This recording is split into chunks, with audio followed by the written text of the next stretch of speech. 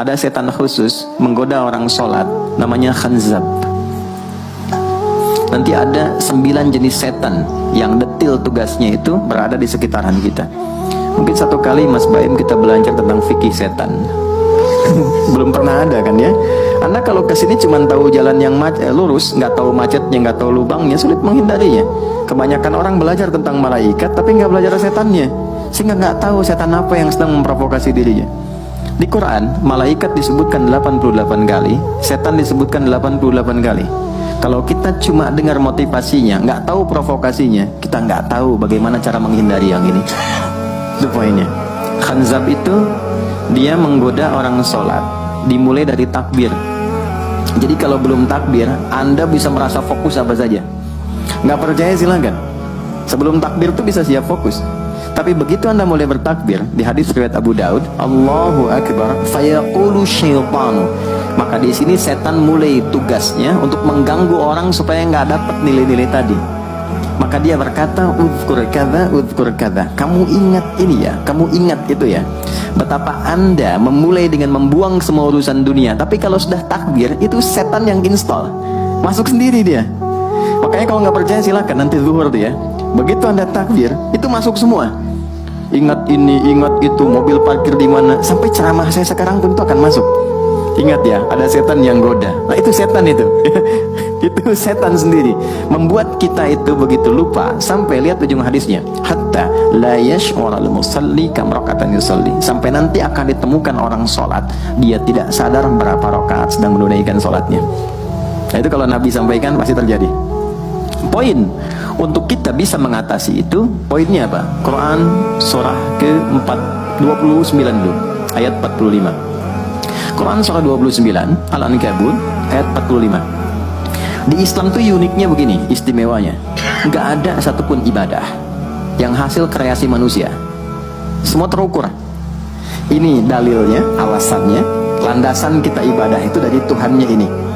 Penjelasan contohnya ini dari Nabi. Pakemnya begini, kodifikasi ilmunya seperti ini, sehingga terjaga sampai kapanpun.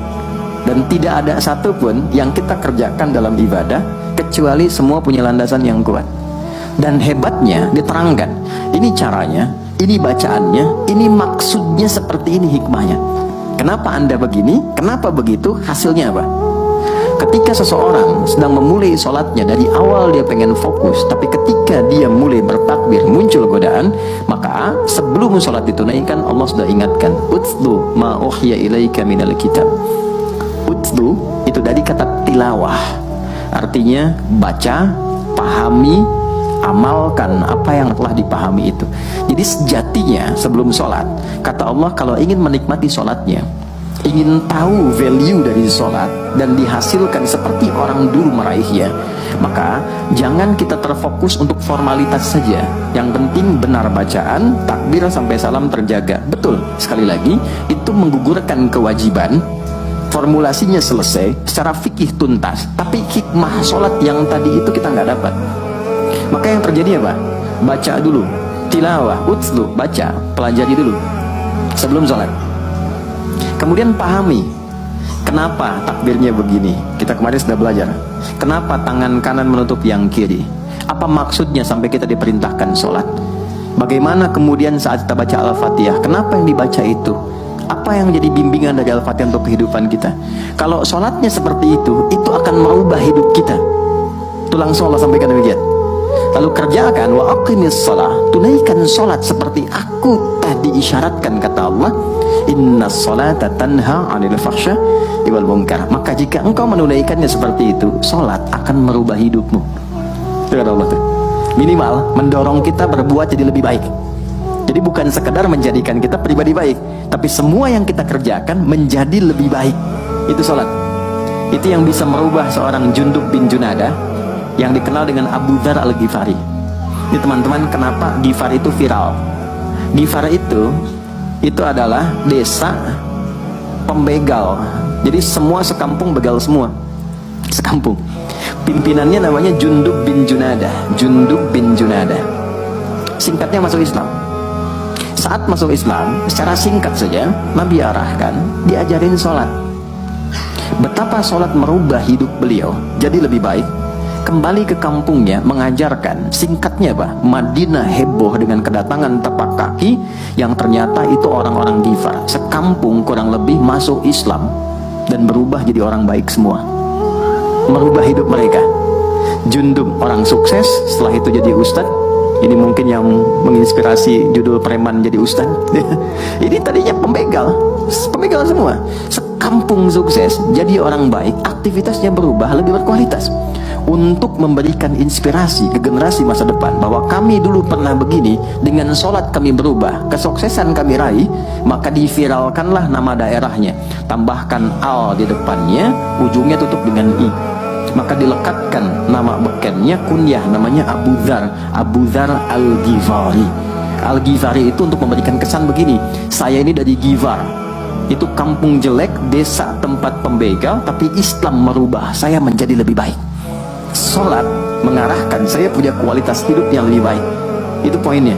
Sejak peristiwa itu, orang-orang Islam dari manapun yang bukan Arab itu selalu melekatkan nama daerahnya untuk mengenalkan. Islam pun sudah sampai ke tempat saya. Buktinya saya menjadi baik. Ada namanya Muhammad, punya bapak namanya Ismail, punya kakek namanya Ibrahim, kakek buyutnya Al-Mughirah, eyang buyutnya Al-Bardizbah, tinggal di kecamatan Ju'fah, kabupatennya Bukhara, provinsinya Khorasan, negaranya Uzbekistan sekarang.